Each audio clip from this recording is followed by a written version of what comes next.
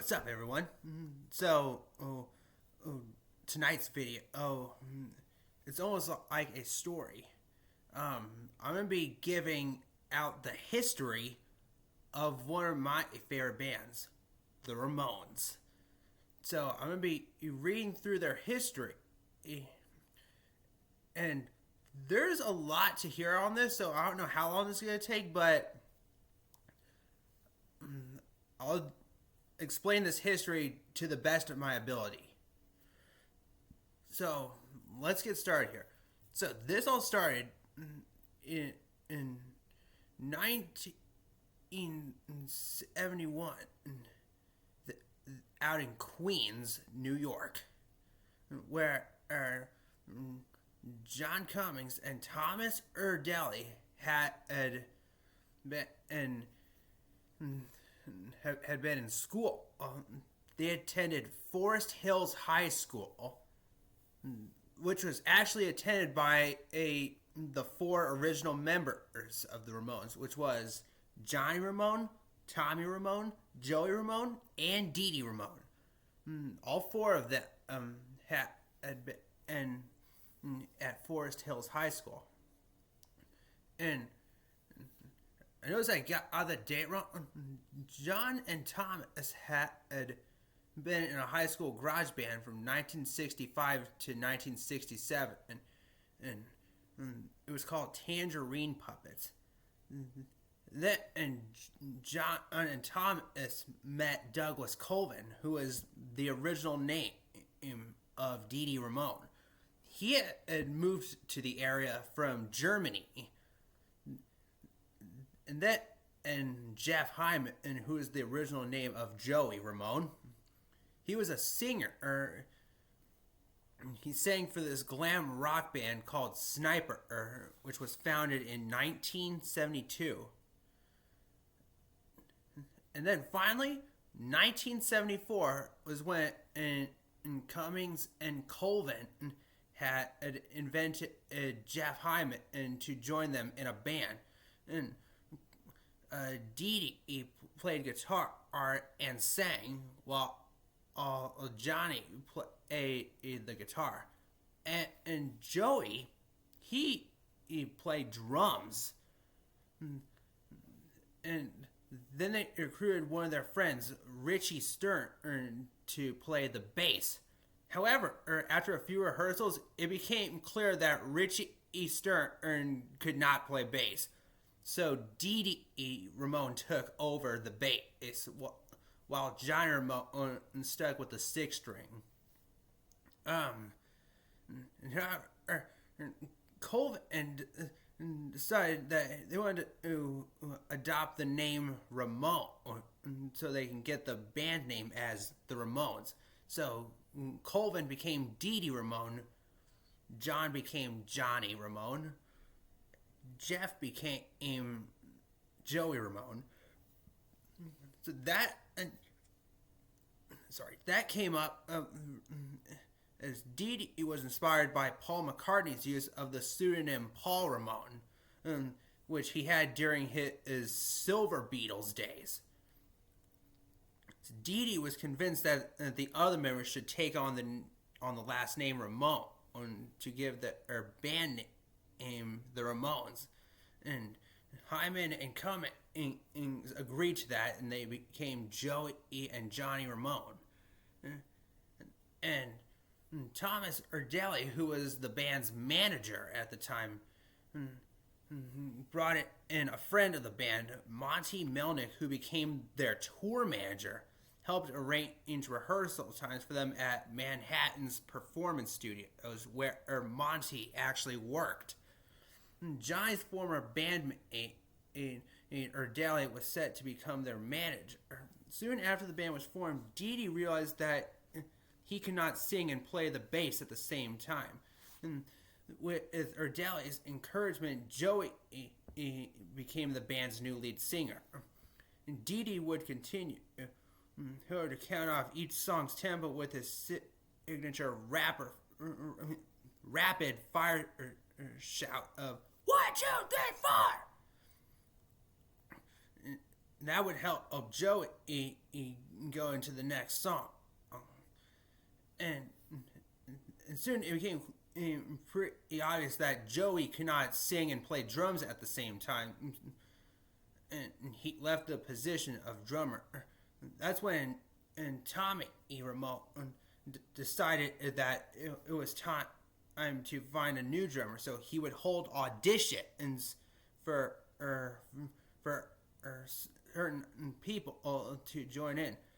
Then they decided that Thomas Ordelli was so good that he should be the new drummer. So he agreed to that, and he became Tommy Ramone. And the Ramones played their first show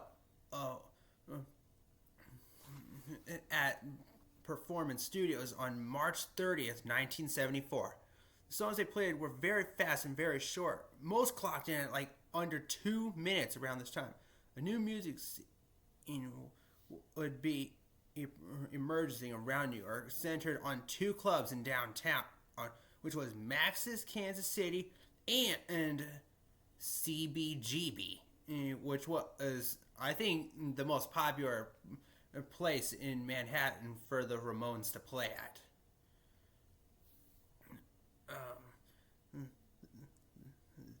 The Ramones had made their debut at CBGB on August 16th, 1974.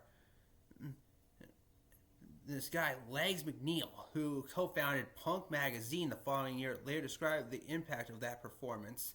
They were all wearing these black leather jackets, and they counted off the song. And it was just this wall of noise. It looked so striking. These guys were not hippies. This was completely something new. And they started making their records, and in 1975 they signed a recording contract by Seymour Stein, who worked for Sire Records. Sire Records would help the Ramones out for a long time. He saw the band and brought them to the attention of this label. And by the time the Ramones were recognized as leaders of the new scene that was increasingly being referred to as punk, the group's unusual frontman had a lot to do with their impact, as Dee Dee had explained. All the other singers in New York were copying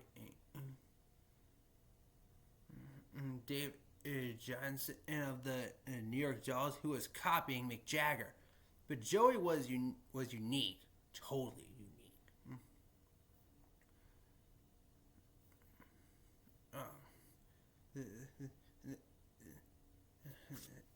And in February of 1976, the Ramones recorded their debut album, Ramones.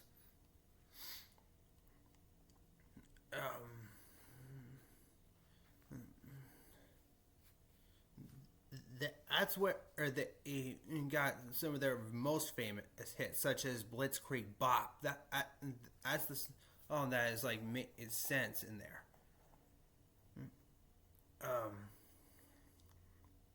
And most of the writing was done by Dee Dee. And their first album was produced by Sire's Craig Leon, with Tommy as the associate producer, on an extremely low budget of about of just about $6,000, and it was released in April. The new iconic front cover photograph of the band was taken by Roberta Bailey, a photographer for Punk Magazine.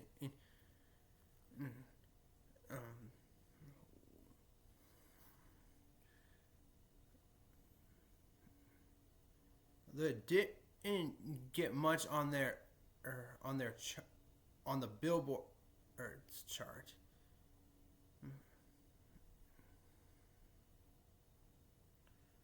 I think it was, if I remember, like 111, I believe.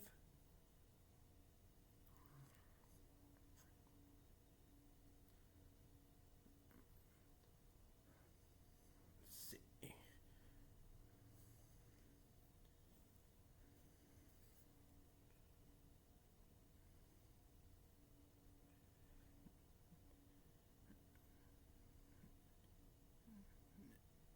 At one point, they decided that they would start doing tours outside of New York.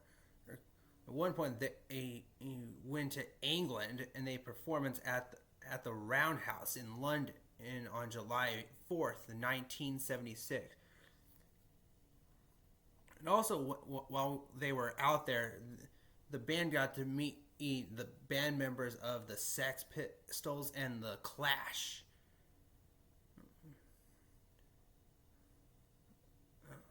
The next two albums, Leave Home and Rocket to Russia, were released in 1977.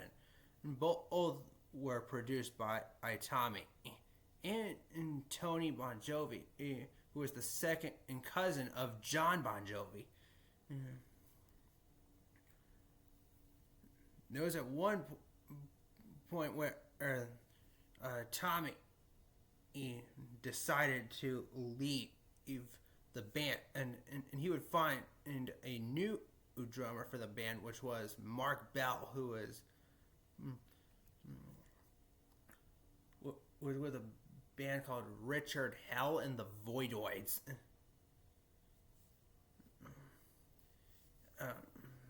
And when he joined the band and to be their new drummer, he adopted the name Marky Ramone, and he was like one of the iconic drummers aside from Tommy.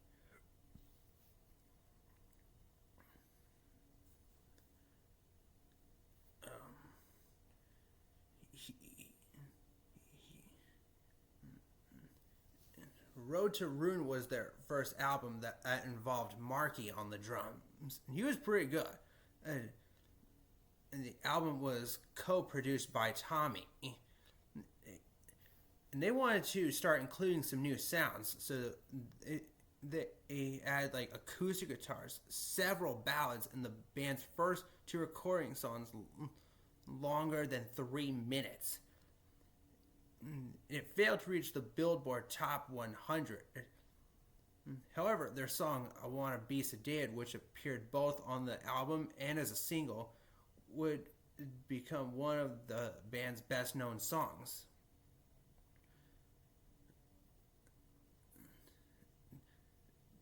The Ramones also had a movie debut in the movie Rock and Roll High School, which kind of gave the idea of that name for a song. I think they thought of that movie because of the Ramones' song "Rock and Roll High School," which was made in 1979. Another producer, Phil Spector, became interested in the Ramones and produced their 1980 album, End of the Century. There was a long disputed rumor during a recording session in Los Angeles, Spector held Johnny at gunpoint, forcing him to repeatedly play a riff, although it was to be the highest charting album in the band's history, reaching number 44 in the United States and number 14 in Great Britain. Johnny made clear that he favored the band more aggressive punk material, and essentially was just watered down Ramones. It's not the real Ramones. There were times where some of the band members were struggling a little bit, like Marky and Joey had addictions to alcohol, while Dee Dee had an addiction to heroin.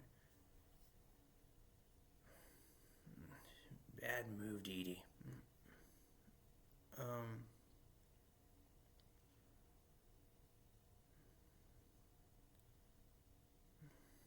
The band's sixth album, Pleasant Dreams, was released in 1981.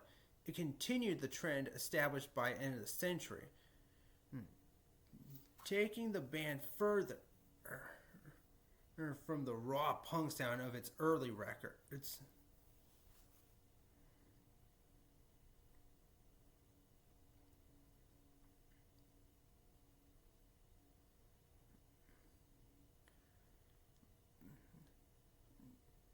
And soon, at some point in Mark, he got fired from the band because of his use of alcohol. So now they had to find a new drummer to replace Marky.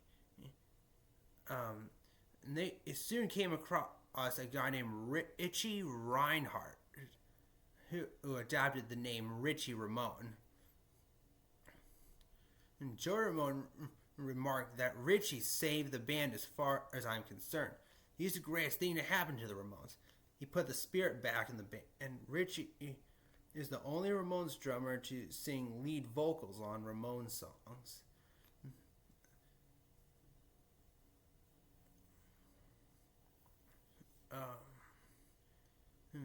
Richie was very talented, and he's very diverse.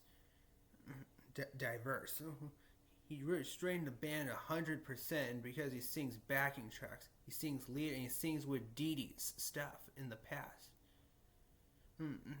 It was always just me singing for the most part. Richie was also the only drummer to be the sole composer of the Ramones songs, including their hit, "Somebody Put Something in My Drink," as well as "Smash You, Humankind," "I'm Not Jesus," "I Know Better Now," and "You Can't Say Anything Nice."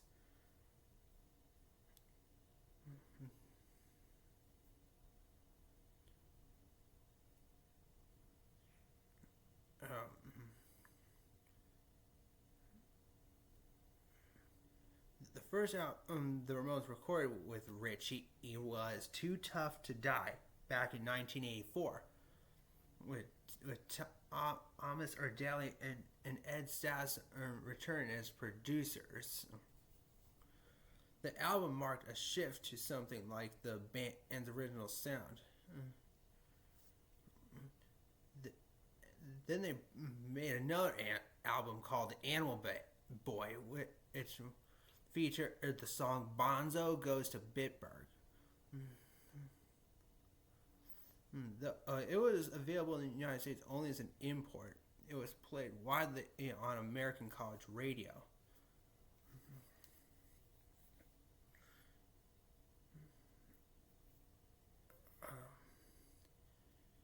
And in the following year, the band recorded their last album with Richie, which was "Halfway to Sanity."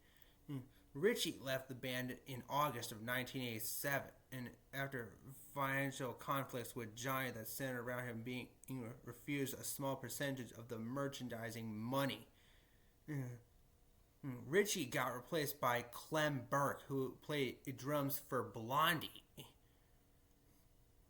which was disbanded at the time. And according to John, the performances with Berg, who adopted the name Elvis Ramone, were a disaster. He was fired after 2 performances. August 28th and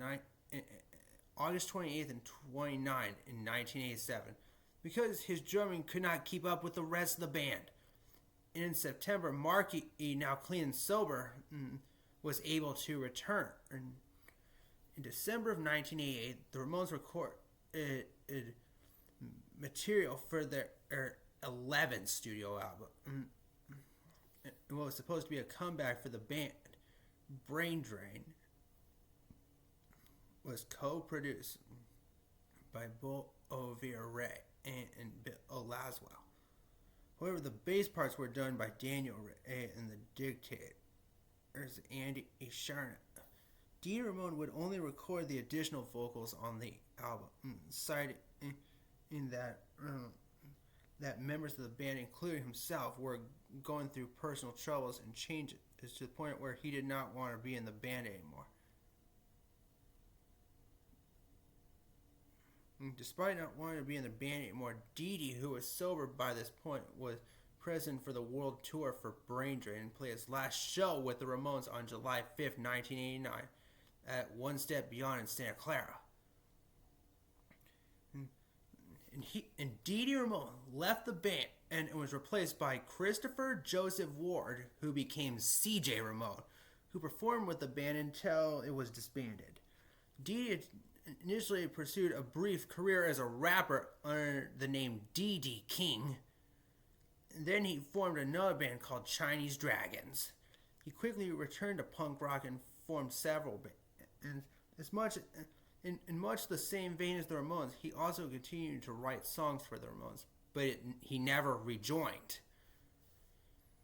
Now we get to the final years. The band fulfilled their contract with Sire in 1991 after being on the label for over a decade and a half, ending with the release of Loco Live. After leaving Sire, Brett Gurewitz of Epitaph Studio was offered to sign the band, and even traveling to a concert in Amsterdam and begging Joey and Johnny. Meanwhile, Stormy Shepherd from Leave Home Bookings, who was booking the up-and-coming bands like Rancid and The Offspring, negotiated with the Ramones. I'll put you on tour with these bands that are huge now. They're your fans. You can do whatever you want. You'll be playing in front of kids who like this style of music. At the same time, the band's manager, Gary Curvers, had just worked out a deal where he was going to get his own record label, Radioactive Records. When C.J. Ramone heard Johnny talking about signing to Curvers' label, he questioned Johnny, "You've run this band for years. You carried it all yourself. I don't understand how you don't see the conflict of interest in signing to your manager's label. Just in terms of business, I don't understand how you don't see that. You're really throwing away the last few years of your career. Those Epitaph guys grew up listening to you. They will do anything to give you the business success you never had. Your manager will do the same thing, and he always has. He's going to throw his stuff out there. You're going to break through without anyone's support, and you're going to face the rest of your career or the way it's been up until now." But Johnny replied, "When you have as many years in the business as I do, then you can make the decisions." By Johnny's decision, the group ended up signing a new contract with Radioactive Records at the end of that year. The Ramones were soon able to start on sessions for what would become Mondo Bizarro back in 1992, which saw them reunited with producer Ed Stasso, anticipated as a comeback for the band after years of decline in popularity. The album was certified gold in Brazil after selling 100,000 copies, being the first gold certification the Ramones were ever awarded. While its lead single Poison Heart was another top 10 hit in the US for the band, Acid Eaters consistently entire of cover songs came out in 1993. That same year, the Ramones were featured in that animated television series The Simpsons, providing music and voices for animated versions of themselves.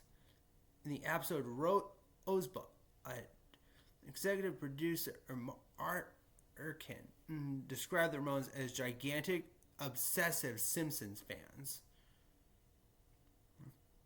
In 1995, the Ramones released their 14th and final studio album, Adios Amigos, and announced that they would be disbanding in the following year. Its sales were unremarkable, garnering it just 2 weeks on the lower end of the Billboard chart. The band spent late 1995 on what was promoted as a farewell tour. However, they accepted an offer to appear in the 6th Lollapalooza Festival, which toured around the United States during the following summer. After the Lollapalooza tour conclusion, the Ramones played their final show on August 6, 1996 at the Palace in Hollywood. A recording of their concert was later released on video and CD as "We're Outta Here." In addition to a reappearance by Dee Dee, the show featured several guests, including Motorhead's Lemmy, Pearl Jam's Eddie Vedder, Soundgarden's Chris Cornell, and Ben Shepherd. In Rancid, it's Tim Armstrong and Lars Frederiksen. Now we get to the aftermath and deaths.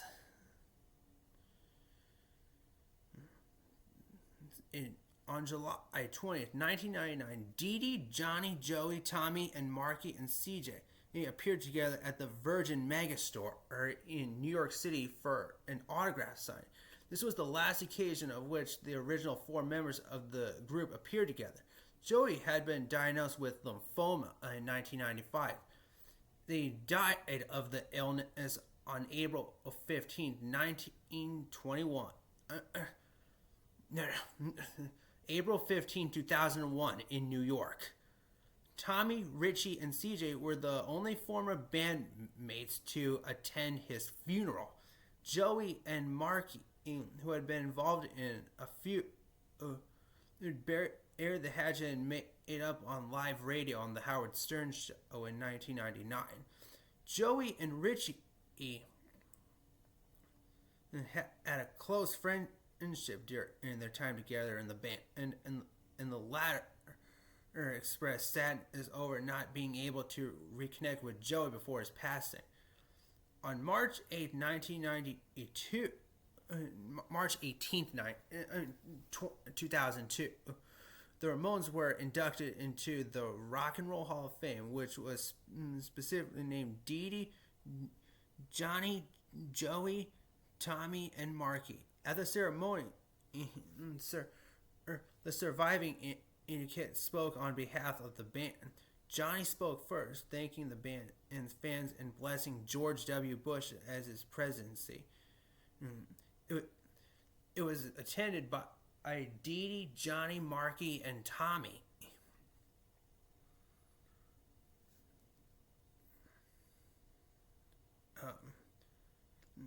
Tommy had spoken next, saying how honored the band felt, but how much it would have meant for Joey. Dee Dee humorously congratulated and thanked himself, while Marky thanked Tommy for influencing his drum style.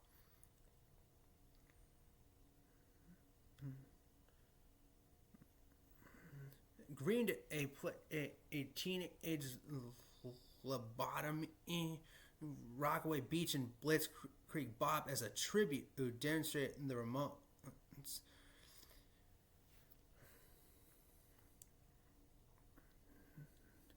That ceremony was also the last public appearance of Dee Dee, as he was found dead at June 5th, 2002 from a heroin overdose.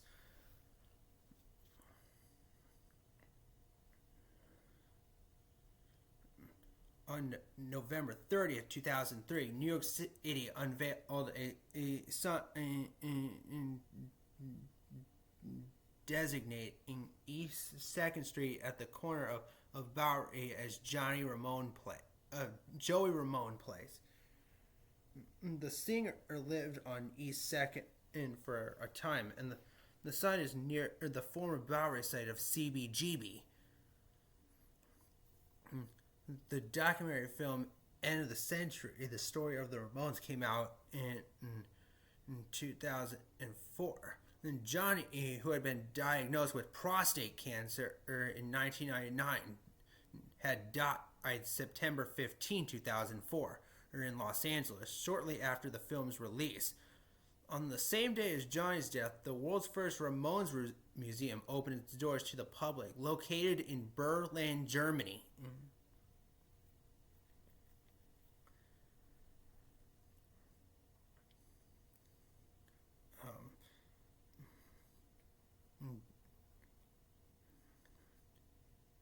On October 8th, 2004, Tommy Ramone, CJ Ramone, Clem Burke, and Daniel Ray performed in the Ramones Beat on Cancer concert. The Ramones were inducted into the Long Island Music Hall of Fame in 2007. That October saw the release of a DVD set containing concert footage of the band. It's Alive in 1974 or 1996. Included 118 songs from 33 performances over the span of the group's career.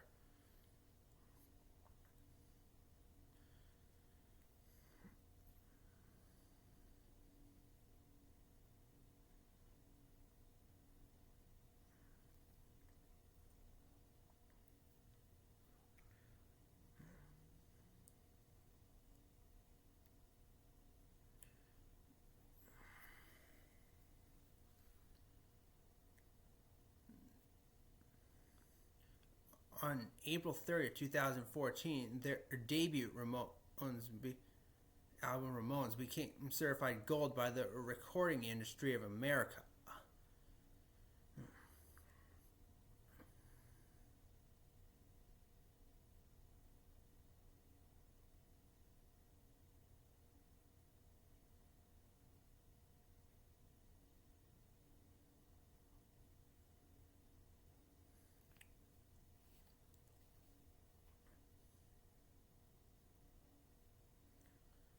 Uh, then on then on July 11th, 2014, the final original band member, Tommy Ramone, died after a battle with bile duct cancer.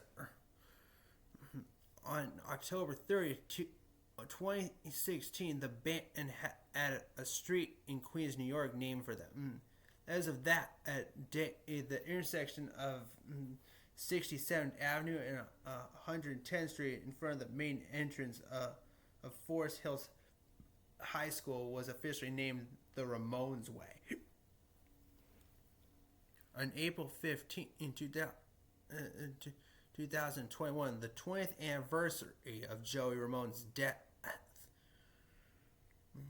it was announced that Pete Davidson would portray Ramone in the upcoming Netflix Slept with Joey Ramone, which is based on the 2009 memoir of the same name, written by Ramone's brother, Mikey E. Lath. Lath will serve as an executive producer with a script written by Davidson and director Jason Orley. I forgot to mention Joey Ramone had a girlfriend that was taken by Johnny, and they soon got married, which caused a little feud between Joey Ramone and Johnny Ramone.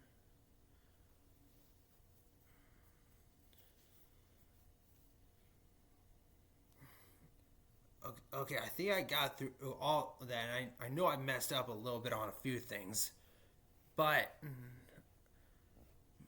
I really hope you enjoyed this. Peace out.